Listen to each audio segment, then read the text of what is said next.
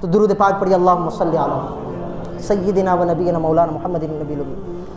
صراط مستقیم، اہدنا الصراط المستقیم، ہم دعا کرتے ہیں مولا ہمیں سیدھا راستہ چلا، سیدھا راستہ چلا، اور یہی کامیابی کا راستہ ہے، جنت کا راستہ ہے، اور دنیا اور آخرت میں کامیاب ہونے کا راستہ ہے۔ اب مجھے بتاؤ سیدھا راستہ، میں اگر آپ سے کہوں کہ بھائی گول گنبد سے گاندھی چوک آنا ہے، مجھے راستہ بتائیے، سوال ہی پیدا نہیں، آپ بتا دیں گے سیدھا چلے جاؤ، ہے یا نہیں؟ ایک ہی راستہ ہے، سیدھا راستہ ہے، ڈائریکشن ہے، وے ہے، روڈ ہے، ہمیں سمجھ میں آ جائے گا، کسی سائن سگنل کی ہمیں ضرورت نہیں پڑی۔ ہاں کسی دوسرے علاقے میں ہے تو سائن سگنلز کو دیکھتا ہوا وہ پہنچے گا، راستہ مطلب میں بات سمجھا رہا ہوں۔ اب صراط مستقیم اللہ نے فرمایا قرآن مجید کی سورہ فاتحہ جو کہ ساری قرآن کی تفسیر ہے، سورہ فاتحہ مکمل قرآن مجید کی تفسیر ہے یا نہیں، اور فاتحۃ الکتاب ہے اور بے شمار۔ اس میں اللہ نے فرمایا اہدنا الصراط المستقیم، اے میرے بندو مجھ سے دعا مانگو مولا مجھے سیدھا راستہ چلا۔ اب کوئی راستہ ہے، پریکٹیکلی میں سوال پوچھ رہا ہوں آپ سے، گلبرگہ جانے کے لیے تو ہمیں ہائی وے مل سکتا ہے یا نہیں؟ ہمیں باگل کوٹ جانا ہے، ہبلی جانا ہے، بائی روڈ ہم چلے جائیں گے، ایک راستہ ہے، پریکٹیکلی طور پر راستہ ہے، میں یہ بتانا چاہ رہا ہوں، روڈ ہے، کچھ کلومیٹر کا فاصلہ ہے، ہم اسے طے کریں گے تو پہنچ جائیں گے منزل مقصود تک۔ اب اللہ نے فرمایا سیدھے راستے پر چلنے کی دعا مانگو۔ اب یہاں پر کیا کوئی پریکٹیکل راستہ نظر آ رہا ہے؟ کوئی پریکٹیکل راستہ؟ بس صراط مستقیم ایک راستہ ہے جو کہ سیدھا راستہ ہے یا نہیں؟ اب وہ راستہ کیا ہے، کدھر ہے، وہ آگے آپ کو پتہ چلے گا۔ اب نعوذ باللہ کیا اللہ نے چل کر استغفر اللہ، یہ تو سوال ہی پیدا نہیں ہوتا، ہم بول بھی نہیں سکتے، ہم بیان بھی نہیں کر سکتے ہیں یا نہیں؟ وہ چلنے چلانے سے پاک ہے، وہ بیٹھنے اٹھنے سے پاک ہے، وہ یہ تمام صفتوں سے پاک ہے، لیکن اس نے فرمایا بندو سیدھے راستے پر چلو۔ مولا تو نے تو بڑی کنفیوژن میں ہمیں ڈال دیا، سیدھا راستہ نہ کوئی ڈائریکشن بتا رہا ہے نہ کوئی پریکٹیکل راستہ ہے۔ ہاں ڈائریکشن ملے گا، کہاں ملے گا؟ جہاں سے یہ آیت مل رہی ہے وہیں سے ڈائریکشن بھی ملے گا، سمجھ رہے ہیں؟ تو اب وہ سیدھا راستہ کیا ہے؟ اہدنا الصراط المستقیم، اہدنا الصراط، ہر کوئی یہی دعا مانگتے ہیں نا، اور اگر اس پر ہم چل پڑے تو کامیاب ہونے کی گارنٹی ہے نا، لیکن وہ راستہ ہے کیا بھائی؟ کوئی کچھ کہہ رہا ہے، کوئی کچھ کہہ رہا ہے، میں بس اشارہ دے رہا ہوں، ٹھیک ہے؟ کوئی کچھ کہہ رہا ہے، کوئی کچھ کہہ رہا ہے، کوئی خدا کے بارے میں کچھ کہہ رہا ہے تو کوئی دوسرا کچھ کہہ رہا ہے، کوئی فرشتوں کے بارے میں کچھ کہہ رہا ہے تو کوئی دوسرا کچھ کہہ رہا ہے، کوئی آسمانی کتابیں کے بارے میں کچھ کہہ رہا ہے تو کوئی دوسرا کچھ کہہ رہا ہے، یعنی ہر کیٹیگری پر جو ہے انگلیاں اٹھائی جا رہی ہیں، ہر ذاتوں پر نشان تنقید بنایا جا رہا ہے۔ اللہ اکبر، کوئی نبیوں کو اپنی طرح کہہ رہا ہے، کوئی نبیوں کو کسی کی طرح کہہ رہا ہے، کوئی فرشتوں کو بارے میں کچھ کہہ رہا ہے، کوئی قیامت کے بارے میں کچھ کہہ رہا ہے، کوئی نیکی کو کہہ رہا ہے کہ نیکی کوئی چیز ہے ہی نہیں۔ فرشتہ جو ہے وہ کیا کہتے ہیں، مطلب اس میں بہت اختلاط ہے، میں زیادہ ڈیپ میں نہیں جانا چاہوں گا، پھر وقت کہیں کا کہیں نکل جائے گا۔ پھر اسی طرح کوئی صحابہ کے بارے میں جو کہ راہ ہدایت ہے نبیوں کے بعد، کوئی ان کے بارے میں کچھ کہہ رہا ہے، کوئی اہل بیت کے بارے میں کچھ کہہ رہا ہے، کوئی ولیوں کو کچھ کہہ رہا ہے، کوئی علماء کو کچھ کہہ رہا ہے، کچھ تبرک کو کچھ کہہ رہے ہیں، کوئی جو ہے وہ اللہ کے محبوبوں کے تبرکات کے بارے میں کچھ کہہ رہا ہے۔ بس اب اتنا کافی ہے سمجھانے کے لیے، ہے یا نہیں؟ کوئی کچھ کہہ رہا ہے، کوئی کچھ کہہ رہا ہے، اللہ فرما رہا ہے سیدھے راستے پر چلو۔ اے مولا یہ کیسا تو نے ہمیں کشمکش میں ڈال دیا ہے؟ تو گھبرانے کی بات نہیں، اہدنا الصراط المستقیم اگلی آیت میں فرماتا ہے وہ راستہ جو ہے وہ کہیں یہاں وہاں آپ کو نظر نہیں آئے گا، وہ قرآن ہی اس کی نشاندہی فرمائے گا، اور فرماتا ہے صراط الذین انعمت علیہم، اے مولا ہمیں سیدھا راستہ چلا۔ وہ راستہ کیا ہے؟ خود ہی وہ فرما رہا ہے یہ ان لوگوں کے راستے پر چلو جن پر میرا انعام نازل ہوا، جن پر میرا انعام نازل ہوا۔ اب یہ اگلی آیت میں خدا نے فرما دیا، اب چلو ایک بوجھ تو ہلکا ہوا ہمارے دل و دماغ سے، اے مولا کوئی نہ کوئی ایسا ضرور ہے کہ جس پر تیرا انعام نازل ہوا ہے، اور وہ ظاہر سی بات ہے خدا تو ہے نہیں، وہ بندہ ہی ہے، وہ بندوں میں سے ہی کچھ لوگ ہیں جن پر خدا کا انعام نازل ہوا۔ اب اگلا کوشچن ارائز ہوتا ہے، مولا ہمیں راستہ تو سمجھ میں آ گیا کہ تیرے انعام یافتہ بندوں کے راستے پر چلنا ہے، وہی صراط مستقیم ہے، وہی سیدھا راستہ ہے، وہی جنت میں لے جانے والا راستہ ہے، وہی کامیابی کا راستہ ہے۔ اے مولا اب وہ لوگ ہیں کون جن پر تیرا خاص انعام نازل ہوا؟ اب نیکسٹ کوشچن ارائز ہو رہا ہے نا، اب مسئلہ اور تھوڑا کھل رہا ہے، تو پھر قرآن مجید ہی سے پوچھتے ہیں، پھر قرآن مجید ہی ہمیں ڈائریکشن دیتا ہے، صراط الذین انعمت علیہم، یہ تو ہم نے یہاں پر پڑھ لیا، اولئک، اگلی آیت میں مولا تعالیٰ فرماتا ہے اولئک الذین انعم اللہ، جن لوگوں کی تلاش تم کر رہے ہو اور جن لوگوں پر ہم نے انعام نازل کیا ہے وہ کون ہے؟ من النبیین والصدیقین والشہداء والصالحین، وہ انعام یافتہ لوگ میرے نبی ہیں اور صدیقین یعنی ان کے بعد میں آنے والے صحابہ ہیں، اور شہداء ہیں اور صالحین ہیں، اور صالحین کو عرف عام میں اولیاء کاملین کہا جاتا ہے۔ بات سمجھ آ رہی ہے؟ اب خدا نے جو ہے ہمیں پورا راستے کا ٹریک ہمیں بتا دیا، سیدھے راستے پر چلنے کی دعا کرو۔ وہ سیدھا راستہ کیا ہے؟ جس پر خدا کا انعام نازل ہوا، وہ کون لوگ ہیں جن پر خدا کا انعام نازل ہوا؟ 4 گروہوں کا ذکر مولا نے فرمایا، انبیاء کا ذکر فرمایا، اور صدیقین وہ حضرات جو کہ اپنے اپنے دور کے نبیوں پر جنہوں نے ایمان لایا وہ صدیقین میں ان کا شمار ہوتا ہے، یعنی کہ اصحاب سمجھے، اصحاب رسول ہو گئے۔ پھر شہداء جو اللہ کی راہ میں شہید ہوتے ہیں، یہ ہر دور میں ہوتے رہیں، اور پھر صالحین نیک متقی پرہیزگار، اسی کو تو ہم ولی کہا کرتے ہیں، اسی کو تو ہم عرف عام میں ولی کہتے ہیں۔ تو عزیزان محترم، صراط مستقیم جو راستہ ہے وہ کس کا راستہ ہے؟ وہ نبیوں کا ہے، وہ صدیقین کا ہے، وہ شہداء کا ہے، وہ صالحین اولیاء کاملین کا ہے۔ تو بس آپ کو دیکھنا یہ ہے کہ کون قرآن اور حدیث پڑھ کر ان نفوس قدسیہ کے پیچھے چلتا ہے۔ بات سمجھ میں آ رہی ہے؟ کون ان کی شان و عظمت بیان کرتا ہے، کون ان کے راستے پر چلتا ہے، کون ان کی عظمتوں کا ذکر کرتا ہے، تو ان کے راستے پر تمہیں چل پڑنا ہے، ان کے دامن سے خود کو وابستہ کر لینا ہے۔ اور خدا نہ خواستہ اگر کوئی قرآن پڑھے اور حدیث پڑھے اور دنیا کی کوئی بھی دلیل پیش کرے اور نبی کی شان میں ادنا توہین کرتا ہوا نظر آئے، یا صحابہ کی شان میں بکواس کرتا ہوا نظر آئے، یا اہل بیت کی شان میں بکواس کرتا ہوا نظر آئے، یا علماء کاملین اولیاء کاملین کے بارے میں بکواس کرتا ہوا نظر آئے، یا پھر تبرکات کے بارے میں الٹی سیدھی باتیں کہتا ہوا نظر آئے، چاہے وہ کتنا ہی بڑا حافظ ہو، عالم ہو، مولوی ہو، مفتی ہو، کتنا ہی بڑا پیر ہو، سمجھ لینا کہ اس کا تعلق صراط مستقیم سے نہیں ہے۔ بات سمجھ میں آ رہی ہے؟ مائک کو چھوڑیے، میری آواز ویسے بھی آپ تک پہنچ رہی ہے، سمجھ میں آ رہی ہے نا بات؟ تو صراط مستقیم کا مطلب کیا ہے؟ کہ جو ان سے محبت کرے، ان کے راستے پر چلے، ان کے پیچھے پیچھے چلے۔ اب مجھے بتاؤ، اب تھوڑی توجہ میری طرف، ان کی طرف نہیں، میری طرف دیکھیے۔ نبیوں، صدیقین، شہداء، صالحین، ان پر اللہ نے انعام نازل فرمایا، اور ان کے راستے پر چلنے کا جو ہے وہ حکم اللہ رب العزت نے ارشاد فرمایا، اور ان کا راستہ جو ہے وہ صراط مستقیم، یعنی یہ لوگ ہدایت دینے والے ہیں یا نہیں؟ ان کے راستے پر چلیں گے تو ہدایت ملے گی نا۔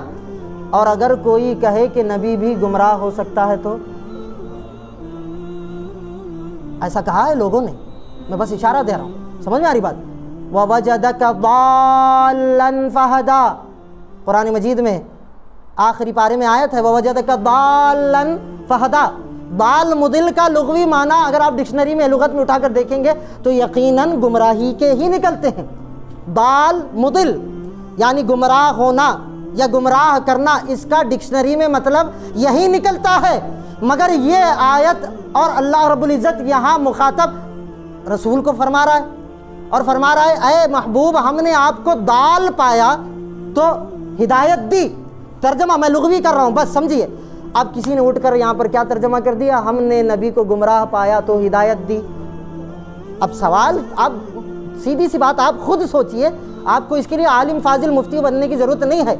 اب آپ اتنا سوچئے، جو ذات خود ہدایت دکھانے والی تھی، اللہ اکبر، میں جو نقطہ دینا چاہتا ہوں وہ سمجھے، رسول کی ذات، نبیوں کی ذات جو کہ ہدایت تک پہنچانے والی تھی، اگر وہ خود گمراہ ہو جائے تو ہم کیا خاک منزل تک پہنچ پائیں گے؟ ہے یا نہیں؟ نبی کے راستے پر چل کر ہی تو ہمیں ہدایت ملنی تھی۔ اور اگر کوئی اٹھ کر کہہ دے کہ بھئی نبی گمراہ ہو گئے تھے اس لیے اللہ نے انہیں ہدایت دی، تو اللہ اکبر، نبی گمراہ بھی ہو سکتا ہے۔ تو آپ اندازہ لگائیں، جو ایسے عقیدے رکھتے ہیں یقیناً وہ خود گمراہ ہے۔ جو نبی کو گمراہ کہے وہ ہدایت پر ہو سکتا ہے؟ بولیے، سوال ہی پیدا نہیں ہوتا۔ جسے ہدایت دینی تھی اگر وہی گمراہ ہو سکتا ہے تو ہم تو ہدایت کا تصور بھی نہیں کر سکتے۔ تو عزیزان محترم، نبیوں، صدیقین، شہداء، صالحین، یہ اللہ کے انعام یافتہ بندے ہیں، اور ان کے راستے پر چلنے کا حکم اللہ نے فرمایا۔ اور آپ کو میں نے فارمولہ بتا دیا ہے، جو بھی ان کی شان بیان کرے اسی کے ساتھ وابستہ ہونا۔ ہوں گے انشاءاللہ؟ بات سمجھ میں آ رہی؟ اگر اپنی آخرت کو سنوارنا ہے تو، ورنہ لکم دینکم ولی دین، میں نہ آپ کے دین کا ذمہ دار ہوں نہ آپ میرے عقیدے کے ذمہ دار ہیں۔ بات سمجھ میں آ رہی ہے؟ تو جو قرآن پڑھے، حدیث پڑھے اور ان نفوس قدسیہ کی شان میں نہیں ایسا نہیں تھا، ویسا تھا، ویسا نہیں، ایسا تھا، ایسا نہیں ہونا چاہیے تھا، ایسا ہونا چاہیے تھا، جو بھی ڈکریزنگ آرڈر میں آئے ان کی شانوں کے تعلق سے اس کے پاس سے جھٹک کر اٹھ جانا۔ سمجھ میں آ رہی بات؟ دامن جھٹک لینا، اپنا ایمان بچا لینا، وہاں سے نکل پڑنا۔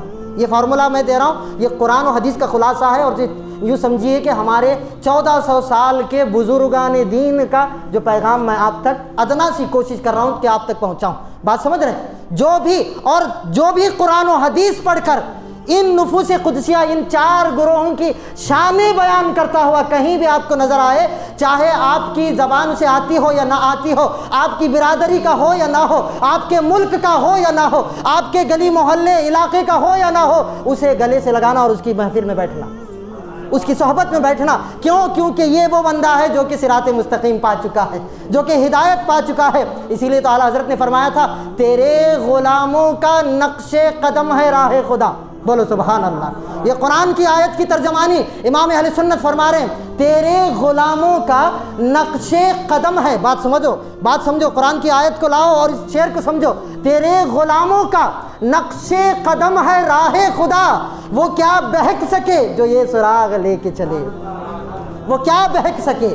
ارے سوال ہی پیدا نہیں ہوتا، جو ہدایت پر پہنچ چکے ہیں، ہم نے اس غریب نواز کا دامن تھاما ہے۔ جو ہدایت منزل مقصود پر پہنچ چکے ہیں، ہم نے اس غوث العظم دستگیر کا دامن تھاما ہے۔ جو منزل مقصود تک پہنچ چکے ہیں، بندہ نواز گیس و دراز کے دامن کو ہم نے پکڑا ہے۔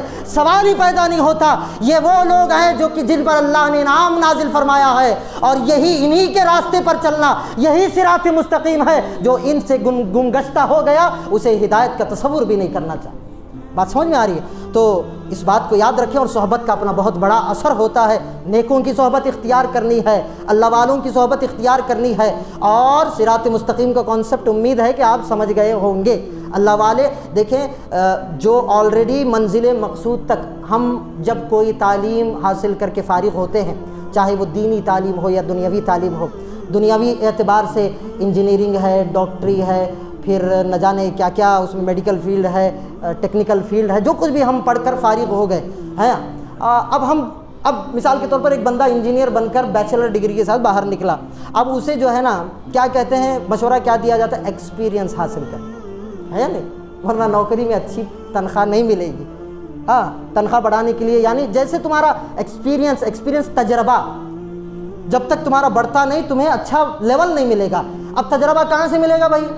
جو آلریڈی اس فیلڈ کے ماہر ہیں انہی کے پاس سے تجربہ ملے گا۔ بات سمجھ رہے ہیں؟ میڈیکل فیلڈ کے جو اسٹوڈنٹس ہوں گے وہ ٹیکنیکل فیلڈ کے والوں کے پاس نہیں جائیں گے، کیونکہ ان کا کوئی لینا دینا ہی نہیں ہے۔ وہ میڈیکل فیلڈ کے والوں کے پاس جائیں گے، جو ان سے بڑے سینئر ڈاکٹرز ہیں، جو پی ایچ ڈی کیے ہوئے ہیں، جو ایم ایس کیے ہوئے ہیں، جو سرجن ہیں وغیرہ وغیرہ، 20-25 سال کا ایکسپیرینس ان کے پاس ہے، وہ ان کے پاس جائیں گے تاکہ ان سے نالج حاصل کرے، ایکسپیرینس حاصل کرے۔ جو انجینئر ہوگا وہ اپنے سینئر انجینئروں کے پاس جائے گا تاکہ وہ ایکسپیرینس حاصل کرے۔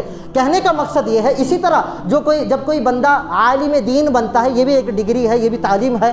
بندہ جب 10-12-15 سال کے بعد کوئی عالم بنتا ہے، فاضل بنتا ہے، کامل مفتی بن کر جب باہر نکلتا ہے، ڈائریکٹ وہ اسے فتویٰ دینے کی اجازت نہیں ہوتی جب تک کہ وہ بڑے اپنے اساتذہ صدر مفتیوں کی صحبت میں بیٹھ کر ایکسپیرینس حاصل نہ کرے۔ اس کا مطلب کیا ہے؟ ایکسپیرینس ہر فیلڈ میں ضروری ہے، اور اگر منزل مقصود تک پہنچنا ہے، تمہیں کسی بڑے مقام پر پہنچنا ہے، تو جو تمہاری فیلڈ ہے اس فیلڈ کے ماہرین کی صحبت تمہیں اختیار کرنی ہوگی، ورنہ تم دنیا میں ٹھوکریں کھاتے پھرو گے اور منزل مقصود تک نہیں پہنچ پاؤ گے۔ اسی طرح اب آپ اندازہ لگائیں، لوگ کہتے ہیں ہمیں کسی کی ضرورت نہیں، ہم ڈائریکٹ خدا تک پہنچ جائیں گے۔ ارے ایک انجینئر کو ایک بڑے لیول تک پہنچنے کے لیے 2-3 سال اسے ایکسپیرینس لینا پڑتا ہے، یہ منیمم ہے۔